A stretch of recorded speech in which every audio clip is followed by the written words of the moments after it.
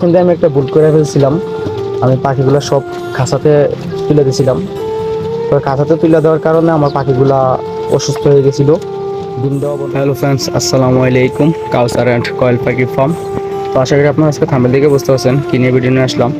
তো আজকে আমি ভিডিও নিয়ে আসলাম যে আমার কয়েল পাখির ঘরটা আছে, সেটা আজকে একটা পার্টিশন করলাম। যে দেখতেছেন এখানে পার্টিশনটা 10x10 ঘরটাকে আমি একটা পার্টিশন করলাম। চিন্তা ভাবনা করলাম আমার 200 পাখির জন্য এত বড় একটা জায়গা লাগে না। তো এই জন্য আপনাদের মাঝে যে আমি এই জন্য 2টা ভাগ করলাম। এই যে দেখতেছেন এক ভাগে নিয়ে আসলাম আমার ডিমের পাখিগুলা, আর আরেক ভাগে কিছু খালি রয়েছে। আমার কিছু বাচ্চা ফুটেছে ইনকিউবেটর থেকে, এই বাচ্চাগুলো এই জায়গায় দেবো। আমার জায়গা শর্ট, এই জন্য আমি 2 ভাগ করে ফেলছি। এই জন্য করা, না হলে আমি করলাম না হলে এই পার্টিশনটা। আর আজকে কি কি কাজ করলাম, এই যে আপনার পার্টিশন দেওয়া, বসি লিটার পাল্টানো, তারপরে বসি দেওয়া। আর দেখেন বসি পাল্টাইতে এই মাত্র খালি পাল্টাইলাম বসিটা, সাথে সাথে সে ডিম দিল। আর আমি একটা জিনিস ফলো করছি, যখন নতুন বসিটা দেব তখন কয়েল পাখিগুলো অন্য মোডে চলে যায়। দেখতেছেন সবগুলো কি খুশিতে আছে, এই যে দেখতেন কি খুশি। আর মাঝখানে আমি একটা ভুল করে ফেলছিলাম। আমি পাখিগুলো সব খাঁচাতে তুলে দিয়েছিলাম।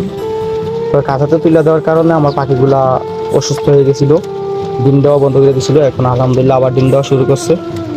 আর আজকে আমার কামের পাশাপাশি আমার এই যে ছোট ভাই দেখতেছেন, এই ছোট ভাই অনেক কাজ করছে।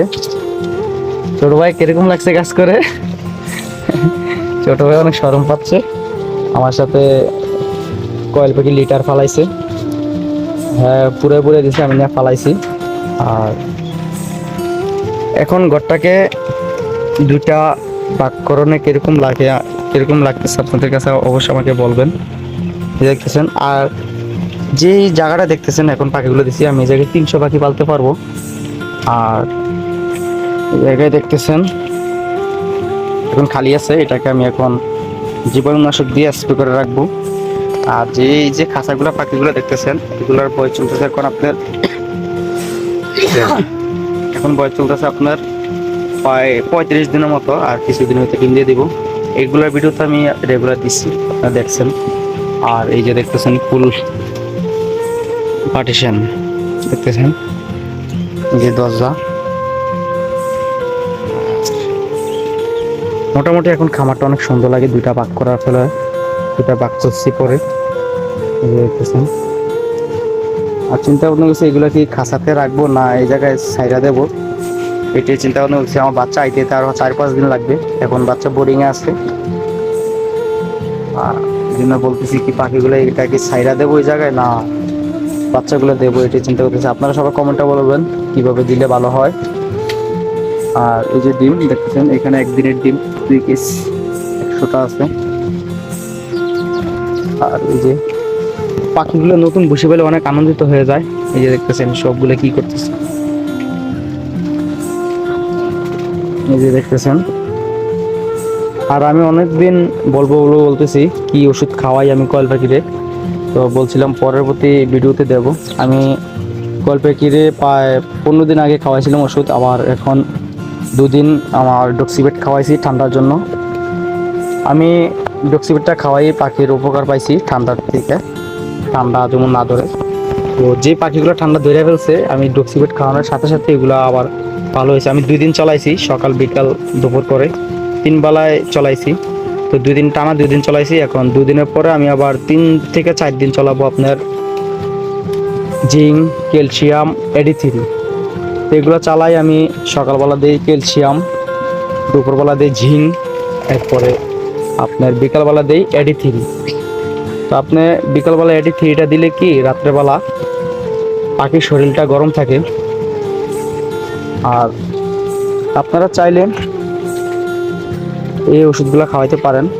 যে ওষুধের নামগুলো বলছি সেগুলো আমার স্ক্রিনে দেওয়া ভিডিওতে থাকবে। আর ভিডিওটা বেশি বড় করব না, তো সবাই আমার কাউসার অ্যান্ড কয়েল পাখি ফার্মের জন্য দোয়া করবেন, যেমন আরও বড়সড় করতে পারি ফার্মটা।